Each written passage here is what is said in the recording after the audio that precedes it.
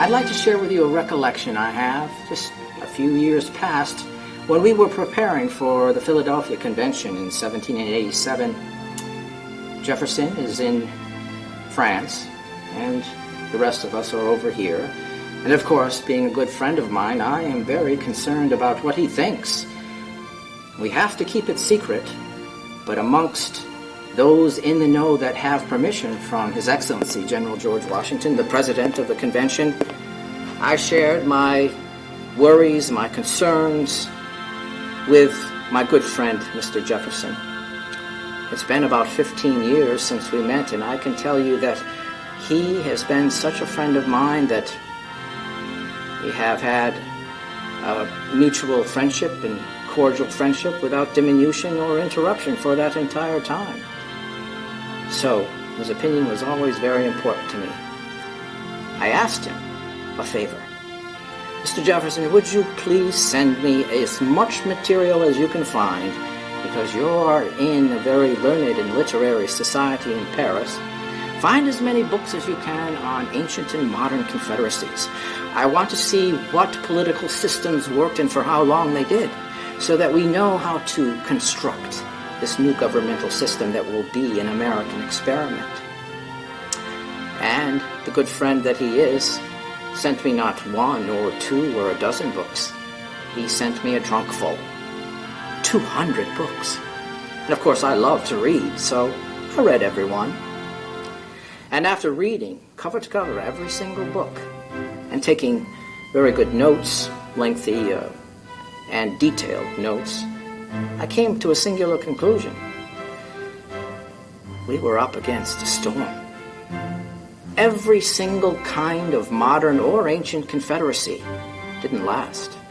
It always dissolved into a monarchy, or a despot, or a dictator, or an emperor, or some other power monger. Because we tend to be that way as human beings. So when we came to Philadelphia in 1787, the Virginia delegation had an opportunity to strategize. Why? Because the delegates were slow in coming in. We had a very wet spring. And of course, to travel all the way from the southern states all the way up to Philadelphia takes weeks. And some of them were bound by lost carriage wheels or stuck in the mud or other things that delayed their arrival. So, the Virginia contingent strategized. And His Excellency General George Washington, who presided over the proceedings, gave favor to something that I had come to the convention prepared with, a plan. Virginia's plan was not to modify the Articles of Confederation.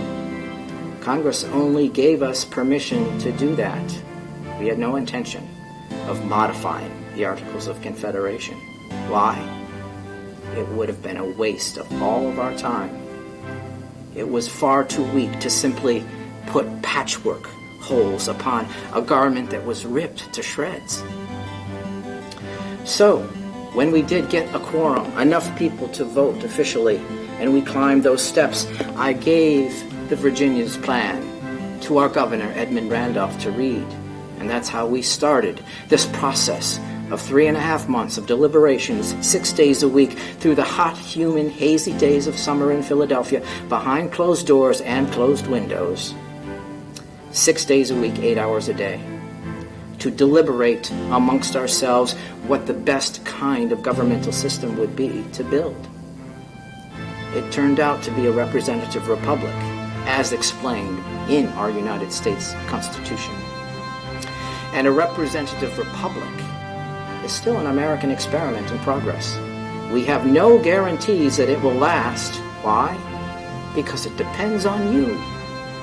Those first 3 words and that glorious preamble that Gouverneur Morris wrote so eloquently, "We the people," is the most key element of the foundation of our governmental system. It is the keel that allows the ship to sail.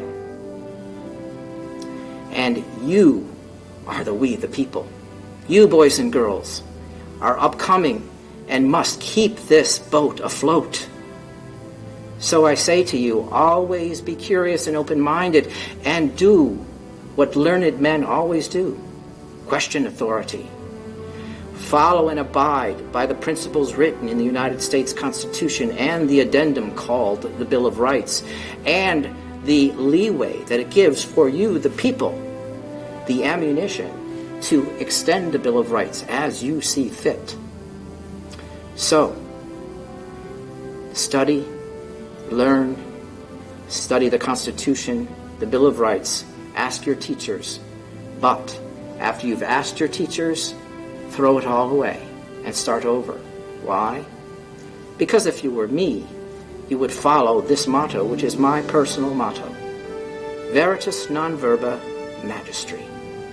Truth, not the word of teachers.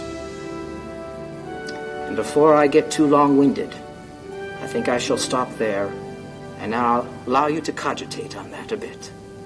Good day to you.